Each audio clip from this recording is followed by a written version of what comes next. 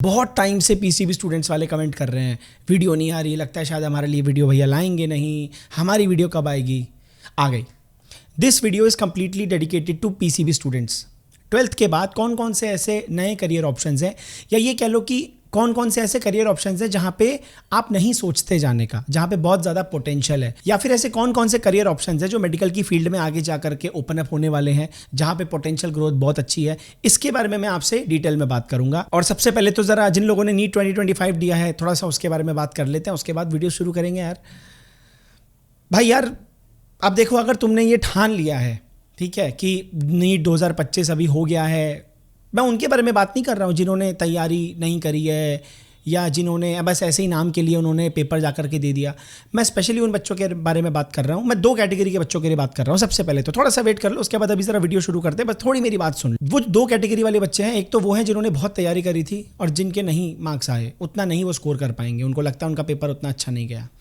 दूसरे वो जिन्होंने तैयारी नहीं करी थी लेकिन वो अब चाहते हैं तैयारी करना, वो अब चाहते हैं अच्छे से मेहनत करना, वो अब चाहते हैं कि यार हमें एक मौका और अगर मिल जाए ना, हमने अपनी जितनी पुरानी गलती करी थी, वक्त बर्बाद किया था, पढ़ाई नहीं करी, सोचा नहीं, लेकिन अब चाहते हैं बस एक मौका और, बस एक मौका और मिल जाए प्लीज़, तो मैं करके दिखा सकता हूँ या दिखा सकती हूँ, बस एक मौका और चाहिए, दूसरा भी नहीं, सिर्फ एक मौका और दे दो।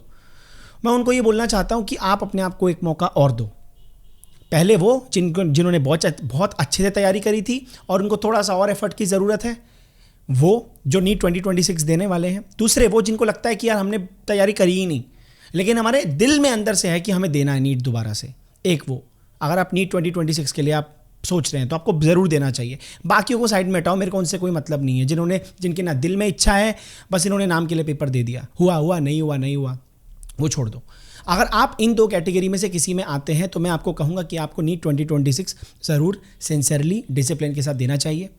इस वीडियो के अंदर स्पेशली आप लोगों के लिए मैं सरप्राइज़ भी लेके आया हूं, तो वीडियो को ज़रा एंड तक देखना और साथ साथ में करियर ऑप्शंस भी देखना, क्योंकि आपके लिए तो दोनों ही काम की चीज़ है। सबसे पहला बायोटेक्नोलॉजी। मैंने आपको पहले भी किसी वीडियो में बोला था कि मेरे टाइम पे जब बायोटेक्नोलॉजी के अंदर कुछ लड़कियां लड़के मेरे कॉलेज में थे तो उनका काफ़ी मजाक उड़ाया जाता था कि अरे बायोटेक्नोलॉजी वाले हैं ये, क्योंकि मेरा बीटेक का कॉलेज था तो उसमें कंप्यूटर साइंस, मैकेनिकल वगैरह ये सब था। मेडिकल कॉलेज नहीं था ना वो, तो उसमें अलग से बायोटेक्नोलॉजी की ब्रांच थी, तो तब काफ़ी मजाक उड़ाया गया था। उनको ये नहीं पता था कि वो मजाक किस फील्ड का उड़ा रहे हैं।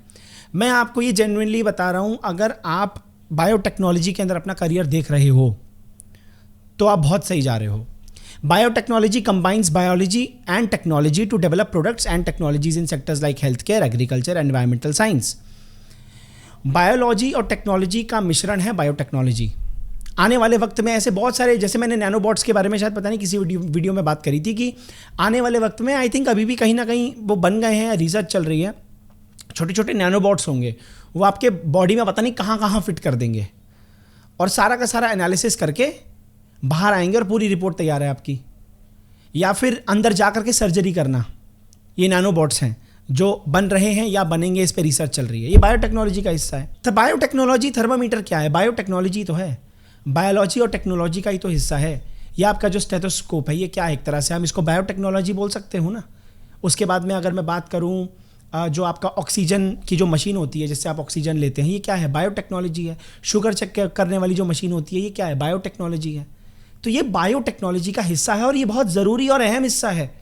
आने वाले वक्त में आप देखो, आप खुद रिसर्च करते रहा करो, आप देखा करो, आर्टिकल्स पढ़ते रहा करो, कितनी रिसर्चेज हो रही है बायोटेक्नोलॉजी के अंदर। अब इसमें देखिए, आप अंडर ग्रेजुएट डिग्री करेंगे, बीएससी या बीटेक आप कर सकते हैं बायोटेक्नोलॉजी में। जिन लोगों को बीटेक नहीं करना, या मान लो कि जो लोग नहीं अफोर्ड कर पाएंगे बीटेक, बहुत सारे बच्चे नहीं अफोर्ड कर सकते बीटेक बायोटेक्नोलॉजी के अंदर, तो आप बीएससी के लिए भी जा सकते हैं। 3 से 4 साल का आपकी पढ़ाई होगी। उसके बाद आप स्पेशलाइजेशन अगर आपको लेनी है, क्योंकि आपको वही लेनी चाहिए, क्योंकि जितना ज़्यादा आप स्पेशलाइज्ड फील्ड में काम करोगे ना, एक्सपर्ट बनोगे, उतना ज़्यादा आपके लिए बेटर है। आप जेनेटिक इंजीनियरिंग में जाइए, बहुत इंपॉर्टेंट है। जेनेटिक इंजीनियरिंग आने वाले वक्त में इंसान के जीन्स को समझना, उसको चेंज करना, उसके जीन्स के हिसाब से उसकी मेडिकल कंडीशंस को जज करना, एनालाइज करना और उसको एक पर्सनलाइज्ड दवाई देना, जेनेटिक इंजीनियरिंग का ये एक हिस्सा है। ये एग्रीकल्चर में भी यूज़ होता है। आई थिंक अभी आएगा, देखो, एग्रीकल्चरल बायोटेक्नोलॉजी, उसके अंदर भी ये जेनेटिक का कुछ हिस्सा आता है कि आप सीड्स के जेनेटिक्स को समझ रहे हो, आप अलग अलग सीड्स बना रहे हो, ठीक है, अकॉर्डिंग टू किस बीच का आपको क्या रिक्वायरमेंट चाहिए।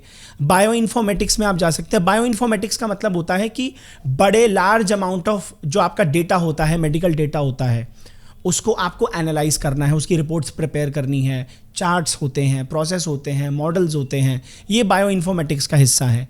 फार्मास्यूटिकल बायोटेक्नोलॉजी आगे जा करके बढ़ेगी। फार्मा के अंदर आप जा सकते हैं, अगर आपको फार्मा में जाना है तो आप फार्मास्यूटिकल बायोटेक्नोलॉजी में जा सकते हैं। एग्रीकल्चरल बायोटेक्नोलॉजी की फील्ड में बहुत सारी कंपनीज है जो काम कर रही हैं, मैं उनके नाम भूल गया जब मैं रिसर्च कर रहा था इस वीडियो के लिए। आज की डेट में ना फार्मर्स को, या अगर मैं एग्रीकल्चर की बात करूँ तो बहुत सारी टेक्नोलॉजिकल एडवांसमेंट्स चाहिए हमको, लेकिन not at the cost of quality. हम क्वालिटी को हम ट्रेड ऑफ नहीं कर सकते टेक्नोलॉजी के उसके ऊपर। हमको क्वालिटी को ध्यान में रखते हुए अपनी टेक्नोलॉजी को एनहांस करना है एग्रीकल्चर की फील्ड में, ताकि किसान के एफर्ट कम लग सके, उत्पाद ज़्यादा हो सके, हम ज़्यादा प्रोडक्शन कर सके। क्यों ज़रूरी है एग्रीकल्चर बायोटेक्नोलॉजी, बताओ, थोड़ा सा सोचो। पॉपुलेशन बढ़ रही है, जितनी ज़्यादा पॉपुलेशन बढ़ेगी उतना ज़्यादा एग्रीकल्चर के ऊपर डिपेंड होंगे, उतना ज़्यादा किसान के ऊपर लोड पड़ेगा। और अगर प्रोडक्शन कम हो गई तो जो गेहूं है, जो फसलें हैं वो महंगी हो जाएंगी, जो दालें हैं, जो राजमा आप अपने घर में मंगाते हैं वो महंगे हो जाएंगे। तो इस चीज़ को बैलेंस करना पड़ेगा। टेक्नोलॉजी के अंदर चेंजेस सीधा सीधा इकोनॉमी के अंदर क्या चेंजेस आते हैं ये रिफ्लेक्ट करता है। थोड़ा सा आप दिमाग लगाना। जैसे फॉर एग्जांपल अगर मैं बात करूं इकोनॉमी में छोटा सा एक चेंज की, अगर मैं आपसे बात करूं कि पहले के टाइम में कितनी मेहनत लगती थी एक घर से दूसरी घर पे चिट्ठी पहुंचाना, जब इंटरनेट नहीं था। इंटरनेट आ गया, एक बटन के अंदर एक सेंड बटन दबाना है, आपका मैसेज पहुंच जाता है। तो टेक्नोलॉजी का इकोनॉमी पे कितना बड़ा असर पड़ता है, आपका कितना खर्चा बच गया। आप एक ही जगह पे बैठे हुए हैं और आप मैसेज भेज रहे हैं, आपका टाइम 1 सेकंड लगता है मैसेज भेजने में। लेकिन पहले के ज़माने में आपको कितना वक्त वेट करना पड़ता था कि चिट्ठी कब पहुंचेगी, पैसा लगाना पड़ता था ना, मनी ऑर्डर भेजना पड़ता था। आज आप पेटीएम से एक बटन दबाते हैं, आपका पैसा पहुंच जाता है। तो इसके बारे में थोड़ा सा आप सोच सकते हो। सैलरी अगर मैं बात करूं, अच्छा मैं जितनी भी सैलरीज़ की बात करता हूं ना वीडियोज़ के अंदर, ये मैं जब वीडियो की रिसर्च कर रहा होता हूँ, ये उस टाइम की है। जिस टाइम पे आप जाकर के अप्लाई करेंगे वो डिपेंड करेगा कि उस टाइम पे क्या कंपनी क्या दे रही है, क्या ऑफर कर रही है, depending upon your experience. Entry level salary 3.5-3 lakh के पर एनम के आसपास से स्टार्ट होती है और 6.5-7 लाख तक पहुंचती है। आपकी ग्रोथ इसमें 20 लाख पर एनम तक हो सकती है, ठीक है ना। आप 20 लाख पर एनम तक जा सकते हैं और इवन मोर देन दैट, क्योंकि बायोटेक्नोलॉजी के अंदर जेनेटिक इंजीनियरिंग का काफ़ी स्कोप है, स्पेशली इन चारों में से अगर मैं आपसे बात करूं तो। अच्छा, आप जरा बात कर लेता हूं मैं सरप्राइज के बारे में, जिसके बारे में मैंने आपसे वीडियो के स्टार्टिंग में कहा था। नीट 2025 एग्जाम काफ़ी सारे बच्चों का अच्छा नहीं गया। कई बच्चे तो ये भी बोल रहे हैं कि 650 प्लस स्कोर करना भी बहुत मुश्किल लग रहा है। आपको यहाँ से एक चीज़ समझनी चाहिए कि अगर आप 2026 का एग्जाम देने जा रहे हैं तो सिर्फ सिलेबस कंप्लीट करने से कुछ नहीं होगा। मैं आपको पहले भी अपनी काफ़ी सारी वीडियोज़ के अंदर बोल चुका हूँ। नहीं आपने सुना, आप नए हैं इस चैनल पर तो दोबारा सुन लीजिए। सिलेबस कंप्लीट करना इंपॉर्टेंट नहीं है, मैं बार बार यही बोलता हूँ। एक सेम रूल है, आप 70% सिलेबस कंप्लीट करें, लेकिन जितना करें वो आपके दिमाग में ऐसे बस छपा हुआ है, एज़ कम्पेयर टू वो बच्चा जिसने 100% सिलेबस कर रखा है और एक बार रिवीजन करी है और जितना पढ़ रखा है वो भी ढंग से उसको याद नहीं है, उसने उसको ढंग से कंसोलिडेट नहीं करा। तो वो 100% तैयारी वाला बच्चा नहीं करेगा क्रैक, ये 70% वाला कर जाएगा, क्योंकि जितना पढ़ा है वो कंसोलिडेट कर लिया पूरा, उसको डाइजेस्ट कर लिया पूरा। मैंने कहीं किसी वीडियो में देखा था, आपके 2 पेट होते हैं, एक ये जिसमें आप खाना डाइजेस्ट करते हो और एक ये जिसमें आप अपना पढ़ा हुआ डाइजेस्ट करते हो। डाइजेस्ट ही नहीं हुआ, उसका डाइजेस्ट ही नहीं हुआ, वो भरे जा रहा है अपने दिमाग में। तो डाइजेशन बहुत इंपॉर्टेंट है। 70% ही पढ़ो, लेकिन वो कंप्लीटली वो सारा का सारा मटेरियल आपको डाइजेस्ट होना चाहिए। तो अगर आप 2026 नीट एग्जाम की प्रिपरेशन करने का सोच रहे हो तो सिर्फ सिलेबस कंप्लीट करने से कुछ नहीं होगा। आपको सबसे पहले तो डिसिप्लिन की ज़रूरत है। जैसे मैंने कहा था कि यार 2025 का एग्जाम खराब हो गया, कोई बात नहीं, पहले तो देखो क्यों हुआ, आपके अपने पार्ट पे क्या गलती थी। पढ़ाई वढ़ाई को अभी साइड में हटाओ, पहले देखो आपके अपने पार्ट पे क्या गलती थी। उसके बाद आपको चाहिए एक वेल प्लान्ड स्ट्रक्चर, एक वेल प्लान्ड प्रोसेस, जिसको आप फॉलो करके अपनी प्रिपरेशन की जो जर्नी है उसको आप आसान कर सको। और यहीं पे सबसे बड़ा रोल टीचर का होता है, जो आपको गाइड करेगा, जो आपको रास्ता दिखाएगा। अगर आप नीट एग्जाम की बात कर रहा हूं मैं, तो जो आपको सिर्फ एनसीईआरटी नहीं पढ़ा रहा है, जो आपको एडवांस लेवल की तैयारी करा रहा है, जो बहुत एक्सपर्ट है, जिसके पास एक्सपीरियंस है, जिसने रैंकर्स निकाल के दिए हैं। अब अगर कोई टीचर है, कोई ऐसी टीम है जिसके पढ़ाने के बाद जो बच्चा है अब वो अच्छी रैंक लेके आ रहा है, उसको अच्छा कॉलेज मिल रहा है, तो जाहिर सी बात है कि उस टीचर ने एनसीईआरटी के लेवल का या बहुत नॉर्मल लेवल का तो पढ़ाया नहीं होगा। जिसको ये तक पता हो कि एनसीईआरटी की कौन सी लाइन से क्वेश्चन आ सकता है, that requires lots of expertise. इस वक्त आपको ऐसे टीचर्स, ऐसी टीम की ज़रूरत है जो आपके साथ बैठकर हर टेस्ट का एनालिसिस करे। जैसे नॉर्मली क्या होता है, आप मॉक टेस्ट दे लो, मैंने देखा है कि आपको टेस्ट सीरीज मिलती है, आप मॉक टेस्ट देते हैं, मॉक टेस्ट आपने दिया, सबमिट कर दिया, उसका रिजल्ट आ गया। अब आप बैठ के खुद एनालाइज कर लो, अब आपको कितने घंटे लगे आप देख लो, वो आपको एक क्वेश्चन का आपको एक ही आंसर मिल रहा है, आपको वही पता है। यहाँ पे अगर ऐसा हो कि टीचर आपके साथ उस पेपर को एनालिसिस कर रहा है, उसका जो भी आपने टेस्ट दिया है उसका एनालिसिस टीचर आपके साथ करे मिल करके, एक क्वेश्चन एक बच्चा एक तरीके से सोचता है, तो वो जो एक्सपर्ट टीचर है वो आपको उसी क्वेश्चन को 5 अलग अलग रास्ते से सोचना सिखाएगा। क्योंकि एग्जाम के टाइम पे अगर वो क्लिक नहीं हुआ जो आप सोच रहे हो, तो आपके पास एक सोचने का तरीका तो होना चाहिए कि यार इस क्वेश्चन को हम अलग अलग तरीके से कैसे अप्रोच कर सकते हैं।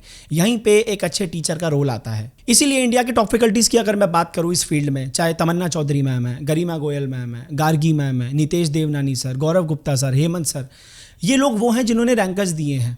इन लोगों ने मिलकर लॉन्च किया है नीट 2026 का विक्ट्री ड्रॉपर्स बैच। अब आप इस बैच के फीचर्स सुनो। आपको यहाँ पे हर सब्जेक्ट के लिए 2 टॉप फैकल्टीज मिलेंगे। एक बैच के साथ दूसरा बैच आपको फ्री में मिलेगा। फॉर एग्जांपल अगर आपने विक्ट्री बैच लिया है तो आपको उसके साथ कामयाबी बैच फ्री में मिलेगा। 45,000 से ज्यादा आपको यहाँ पे क्वेश्चंस प्रोवाइड किए जाएंगे विद अनलिमिटेड टेस्ट अटेम्प्ट्स। जितने भी प्रीवियस बैचेस हैं उनका एक्सेस आपको मिलेगा। विक्ट्री 2025 बैच का एक्सेस, रिविजन बैच का एक्सेस, ऑल स्टार बैच जो था उसका एक्सेस आपको यहाँ पे मिलेगा, और जो प्रैक्टिस बैच था मिशन 720 उसका आपको यहाँ पे पूरा एक्सेस मिलने वाला है। यहाँ पे आपको 2 level up e books provide की जाएंगी। डाउट ऐप कम्युनिटी आपको यहाँ पे प्रोवाइड की जाएगी, जहाँ पे आप अपने डाउट्स पूछ सकते हैं, दूसरों के डाउट्स आप ले सकते हैं, उसको समझ सकते हैं।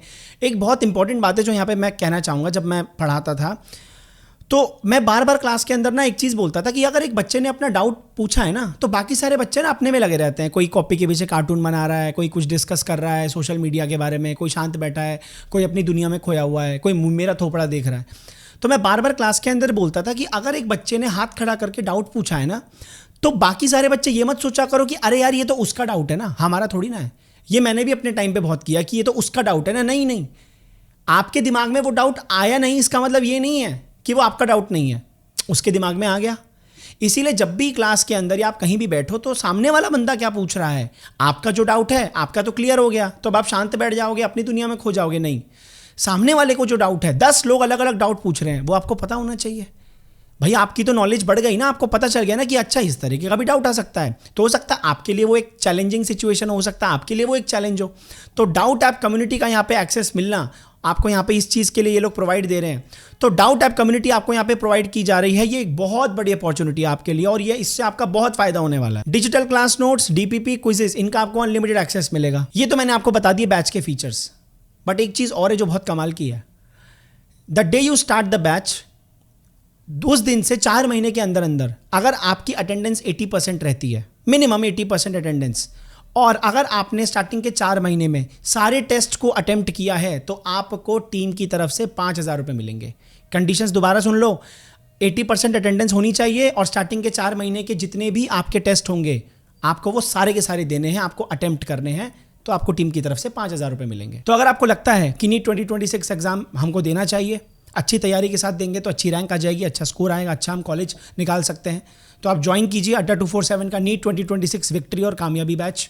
ये एक ऐसा कंप्लीट पैकेज है जो आपको बिगिनर से टॉपर बनाने की कैपेबिलिटी रखता है। और अगर आपको नीट 2026 में सक्सेस की गारंटी चाहिए तो 2 चीज़ों की ज़रूरत है। एक जो तैयारी कर रहा है, दूसरा तैयारी करवा रहा है। तैयारी करवाने के बारे में मैंने आपको सारी की सारी बातें करवा दी। अब जो तैयारी कर रहा है उसके बारे में आपको सोचना है।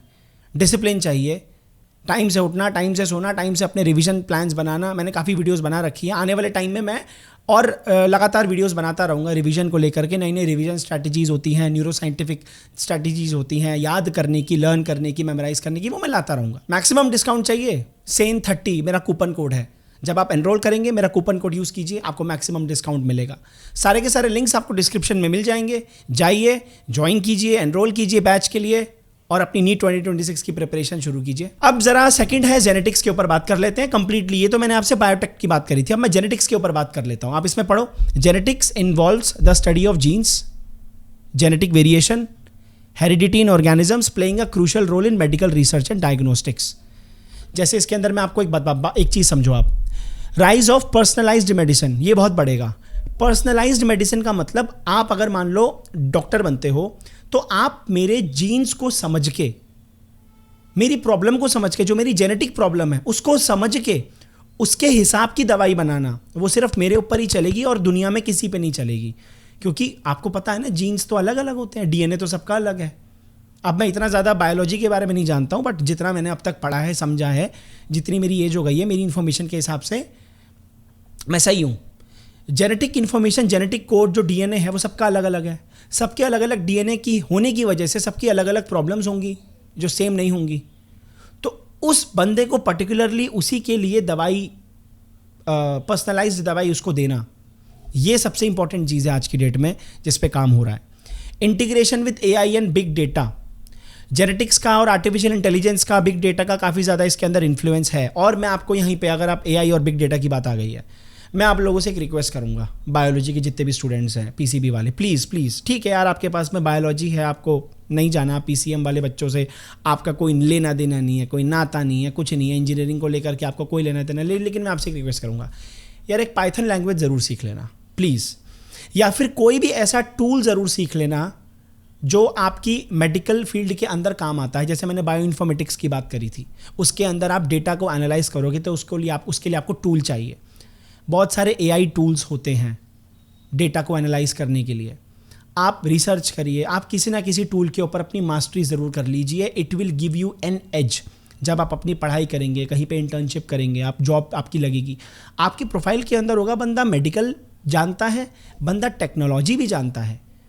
आप बेसिक पाइथन तो सीख लो। आप अगर डेप्थ में नहीं जाना चाहते, एक बेसिक कोडिंग सीख लो, आप बेसिक कोडिंग सीख लो या बेसिक टूल्स सीख लो। आप जेनेटिक्स में अगर आप जाते हैं तो इनकी रिक्वायरमेंट हर जगह पे है। आप फार्मा में जा सकते हैं, दवाइयाँ बनेंगी, आप हेल्थ केयर सेक्टर में जा सकते हैं, आप एग्रीकल्चर की फील्ड में जा सकते हैं। एग्रीकल्चर में जेनेटिक्स का क्या, अरे भैया जो फसलें होती हैं, जो क्रॉप्स होती है, जो सीड्स होते हैं, उनका भी तो जेनेटिक कोड होता है, ठीक है। फॉरेंसिक्स में आप जा सकते हैं, इसके बारे में अभी मैं आगे बात करूंगा क्योंकि ये भी एक फील्ड है जिसमें आपको जाना चाहिए। और आप रिसर्च में जा सकते हैं, है ना, सालों सालों तक जो रिसर्च चलती है कि अगर आपको एक देश को बर्बाद करना है ना पूरी तरीके से, सबसे खतरनाक वेपन जो होता है वो क्या होता है? अगर एक देश को कंप्लीटली बर्बाद करना है तो सबसे खतरनाक वेपन क्या होता है? न्यूक्लियर वेपन नहीं, बायोलॉजिकल वेपन। अगर मैं सही बोल रहा हूँ, जितनी न्यूज़ अब तक मैंने सुनी है कि जो कोविड आया था, कोरोना वायरस आया था, वो चाइना से आया था, तो अगर मैं इसको मानूं कि क्या ये एक बायोलॉजिकल वॉरफेयर नहीं था? अगर ऐसा था तो क्या ये एक बायोलॉजिकल वॉरफेयर नहीं है? क्या ये एक बायोलॉजिकल अटैक नहीं है कि बस एक छोटा सा वायरस एक देश के अंदर फैला दो और पूरे देश के लाखों लाखों करोड़ों करोड़ों लोग एक साथ मर जाएंगे? कोई टेंशन ही नहीं है, कोई बॉम्ब की ज़रूरत ही नहीं है, कोई बारूद, कोई बॉम्ब, कोई गन, कोई गोली, कुछ नहीं चाहिए, सिर्फ एक वायरस, ठीक है। तो ये क्या है? रिसर्च चल रही होती है, लाखों लाखों कह रहा हूँ, पता नहीं कितने सालों तक, डेकेड्स तक रिसर्च चलती है। उसके बाद पता चलता है कि अरे यार इस चीज़ का तोड़ नहीं है, और अगर इसका तोड़ है तो वो ये, और वो हमारे पास ही है, फैला दो इस वायरस को। एक देश को ख़त्म करने के लिए एक वायरस काफ़ी है, जो आपने देखा। देश को क्या, पूरी दुनिया के अंदर कितने लोग मरे। एजुकेशन की अगर मैं बात करूं तो आप बीएससी इन जेनेटिक्स कर सकते हैं, बीएससी इन बायोटेक्नोलॉजी कर सकते हैं, in genetics field, genetic engineering में आप जा सकते हैं, और आप माइक्रोबायोलॉजी के अंदर भी बीएससी करके इस फील्ड में जा सकते हैं। मेन जो आपका जो मेन वो रहेगा वो जेनेटिक्स रहेगा, उसके अंदर आप जेनेटिक्स बीएससी में कर सकते हो, बायोटेक्नोलॉजी, माइक्रोबायोलॉजी में जा सकते हैं, और आप अपने हिसाब से अपनी एक नीश चुन सकते हैं कि आपको जेनेटिक की फील्ड में किस नीश में काम करना है। सैलरी, एंट्री लेवल सैलरी आपकी, इंडिया की मैं बात कर रहा हूँ, 3 लाख से 6 लाख की आपकी एंट्री लेवल होती है, स्टार्टिंग सैलरी आपकी, इसके बाद तो बढ़ेगी। इसमें मैंने बहुत सारे लोगों ने कमेंट भी किया था इस टेक्नोलॉजी पे। जिन लोगों को इसके बारे में पता है कमेंट करके बताना। क्रिस्पर इसको मैं बोल सकता हूँ, CRISPR टेक। इस टेक्नोलॉजी पे आप ज़रूर काम करना अगर आप जेनेटिक्स की फील्ड में जाना चाहते हो तो इसके बारे में आप रिसर्च करना। Number 3 is forensic science. बहुत सारे बच्चे नहीं जाते फॉरेंसिक साइंस में, जाना चाहिए। आपकी एक अच्छी खासी गवर्नमेंट जॉब लग सकती है, और आपको आपकी सैलरी क्या यार, 2.5 से 5 लाख आपकी स्टार्टिंग सैलरी होगी, लेकिन गवर्नमेंट जॉब है। गवर्नमेंट जॉब है तो सारी फैसिलिटीज़ आपको मिलेंगी, सरकार आपका ध्यान रखेगी, एक अच्छी खासी वेल रिस्पेक्टेड जॉब है। आप फॉरेंसिक साइंस में बीएससी कर सकते हैं, बायोलॉजी बायोटेक में बीएससी कर सकते हैं, उसके बाद पोस्ट ग्रेजुएशन कर सकते हैं फॉरेंसिक के अंदर। आपको एक एज मिल जाएगा अगर आपको पीजी करने का मन है तो। फॉरेंसिक साइंस एक बहुत सही मतलब अगर आपको थोड़ा सा मज़ा आता है ना क्राइम की दुनिया में, आपको इसके अंदर बहुत सारी चीज़ें होती हैं। अच्छा, साइको एनालिटिक्स होता है। आप ज़रूरी नहीं है कि आप किसी का खून देखोगे, आप किसी के जो है ये एपिथेलियल सेल चाके चेक करोगे, बाल मिले हैं सर, वो जो CID में हम देखते हैं कि इसके खूनों के उससे ड्रॉप से पता चला है या इसकी उंगलियों के निशानों से पता चला है कि खून ये नहीं है, वो एक अलग चीज़ होती है। और भी बहुत सारी चीज़ें होती हैं। साइको एनालिसिस करना, आप इसमें साइकोलॉजी की फील्ड में भी जा सकते हो, किसी भी क्रिमिनल के दिमाग को समझना, तो बहुत सारी चीज़ें होती हैं। आप यहाँ पे जा सकते हैं, किसी इंसान को मेंटली कितना ज़्यादा तड़पाया गया था, या किसी इंसान के साथ के मतलब वो दिमाग की जो ब्रेन स्कैन्स होते हैं, बहुत सारे आपको वहाँ पे फ्लूइड्स मिल सकते हैं दिमाग के जो स्पाइक किए होंगे कि यार मरने से पहले क्या स्थिति थी दिमाग के लेवल पे। या अगर कोई क्रिमिनल आपके सामने बैठा है और आपने फॉरेंसिक साइंस के अंदर अपनी पढ़ाई करी हुई है, काफ़ी आप एक्सपर्ट हैं और वो भी साइकोलॉजी के साथ आपने पढ़ा हुआ है, तो आपके सामने क्रिमिनल को बिठा देंगे, बोलेंगे भैया इसका एनालिसिस करो, बताओ क्या है ये, क्या सोच रहा है, क्यों किया इसने, क्या था। तो वो एक एक्सपर्ट होता है। तो ये पूरा का पूरा फॉरेंसिक साइंस के अंदर आता है। अगर आपको लगता है ना कि आपको इस तरह की कुछ फील्ड में आपको अच्छा लगता है, बहुत एंटाइसिंग लगती है आपको ये चीज़ें, तो आप फॉरेंसिक साइंस में ज़रूर जाइए। अगला है neuro science. Again very important, but बहुत कम इसमें जाते हैं। ये मैं न्यूरो की बात नहीं कर रहा, जो प्रॉपर न्यूरो आप बनते हो ना, ये दूसरा है। अंडर ग्रेजुएट आप डिग्री ले सकते हैं बीएससी न्यूरो साइंस के अंदर, साइकोलॉजी के अंदर आप ले सकते हैं। आपकी एंट्री लेवल की सैलरी 4 लाख से 6 लाख है इंडिया के अंदर। न्यूरो साइंस सिर्फ यही नहीं है कि आपको अपने दिमाग को पढ़ना। न्यूरो सर्जन की बात नहीं कर रहा मैं, न्यूरो साइंस की बात कर रहा हूँ। दोनों में बहुत फ़र्क है। न्यूरो सर्जन आपके दिमाग को पूरा काट देगा, कोई सर्जरी होगी वो कर देगा। जो न्यूरो साइंटिस्ट होते हैं वो दिमाग को काटने का काम नहीं करते हैं, वो दिमाग को समझने का काम करते हैं। दिमाग के कौन से हिस्से, दिमाग का जो कौन सा हिस्सा है वो कैसे काम करता है, लेफ्ट ब्रेन राइट ब्रेन कैसे काम करता है, आपका एमिगडाला क्या काम करता है, आपका प्रीफ्रंटल कॉर्टेक्स क्या काम करता है, ये सारी की सारी चीज़ें होती हैं। न्यूरो साइंस के अंदर बहुत सारी रिसर्च चलती है। मेरा खुद का इतना इंटरेस्ट होता है न्यूरो साइंस के अंदर कि आपका जो दिमाग है वो कैसे काम करता है। साइकोलॉजी की फील्ड में आप जा सकते हैं। आप न्यूरो साइंस एक्सपर्ट बन के ना आप बच्चों की फील्ड में जा सकते हैं, मतलब बच्चों की फील्ड में कह रहा हूँ, पढ़ाई की फील्ड में जा सकते हैं। अब आप लोग कैसे, बहुत सारी ऐसी चीज़ें हैं जो आजकल के बच्चों को नहीं पता है कि किस तरीके से पढ़ाई की जाती है, किस तरीके से चीज़ों को याद किया जाता है, किस तरीके से चीज़ों को समझा जाता है। तो मुझे ऐसा लगता है कि मैंने अभी देखा नहीं कि ऐसी कोई पोस्ट होती है, क्योंकि नॉर्मली तो सिर्फ एक सब्जेक्ट होता है ना जिसके अंदर आपकी नौकरी लगती है। आप इंग्लिश पढ़ाते हैं, साइंस पढ़ाते हैं। एक है आप न्यूरो साइंस के टीचर हैं, आप किसी भी सब्जेक्ट को नहीं पढ़ाते, लेकिन आप ये पढ़ाते हैं कि पढ़ते कैसे हैं। आप सिर्फ उसी फील्ड में जा सकते हैं। आप जा कर के अप्लाई कर सकते हैं, आप स्कूल के अंदर जा सकते हैं, अप्लाई कर सकते हैं, बात कर सकते हैं कि भाई मेरे पास ये डिग्री है, मेरे पास ये कैपेसिटी है कि मैं बच्चों को सिखा सकती हूँ कि उनको पढ़ना कैसे चाहिए, मैं उनका जो दिमाग है वो कैसे काम करता है, कैसे दिमाग फंक्शन करता है। तो जो आपका रिजल्ट है वो बढ़ेगा। आपके बच्चे जितने भी हैं क्लास के अंदर पढ़ते हैं या कॉलेज के अंदर पढ़ते हैं, वो जो भी पढ़ते हैं मुझे उससे कोई मतलब नहीं है। वो कोडिंग पढ़ते हैं, वो AI पढ़ते हैं, वो साइंस पढ़ते हैं, वो मैकेनिकल इंजीनियरिंग पढ़ते हैं, वो क्वाड्रेटिक इक्वेशन सॉल्व करते हैं, मुझे कोई मतलब नहीं है। मेरे पास ये एक्सपर्टीज़ है कि मैं सामने वाला जो भी बच्चा बैठा है मैं उसको ये समझा सकती हूँ, या फिर मैं टीचर्स को ट्रेन कर सकती हूँ। ये बहुत ही चीज़ें हैं। आप टीचर को पहले ट्रेन कर सकते हैं कि भाई आप बच्चों को इस तरीके से पढ़ाइए, या फिर आप खुद जाकर के बच्चों को ट्रेनिंग दे सकते हैं। आप प्रिंसिपल से जाके बात कर सकते हैं। पहले आप अपनी डिग्री ले लीजिए, उसके बाद आप जाके अच्छी यूनिवर्सिटी, बड़ी यूनिवर्सिटी, कॉलेजेस या स्कूल्स के अंदर जाकर के बात करो और आप समझाओ कि कैसे याद करते हैं। इससे क्या होगा, विन विन सिचुएशन है। आपका काम होगा, आपके पास एक्सपर्टीज़ है, आपको काम मिलेगा, आपको पैसे मिलेंगे, आपको आपकी तनख्वाह मिलेगी। बच्चों का फ़ायदा होगा, बच्चों के मार्क्स अच्छे से आएंगे, बच्चे चीज़ों को मेमोराइज़ कर पाएंगे। आपकी टेक्निक्स जो आप बताओगे उनको सिखाओगे कैसे काम करते, क्योंकि आपकी पढ़ाई है इतनी आपने की है, आपने पहले उसको खुद पे ट्राई किया है, उसके बाद आप जा करके वो जो नॉलेज है, वो जो स्किल है, वो आप बच्चों से शेयर कर रहे हैं।